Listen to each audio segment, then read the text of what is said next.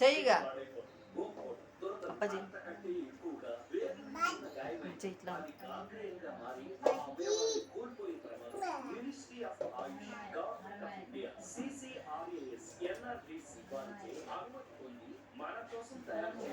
Hi friends, ఈరోజు నేను కారం పొడి చేస్తున్నా. ఇగో మిరపకాయలు ఫ్రై చేసిన. ఒక 100 గ్రాముల మిరపకాయలు తీసుకున్నా. స్టవ్ వెలిగించిన, గిన్నె పెట్టిన, నూనె పోసిన, మిరపకాయలు వేసిన, ఫ్రై చేసిన. దాంతోపాటు కరివేపాకు కూడా ఫ్రై చేసిన. అందులోనే వెల్లుల్లి, జీలకర్ర, మెంతులు వేసిన. అన్నీ ఫ్రై అయ్యాయి. దాంతోపాటు ఇక పప్పు కూడా ఫ్రై చేసిన.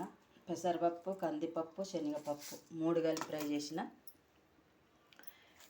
వీటిని మిక్సీలో వేసి మెత్తగా అయ్యాక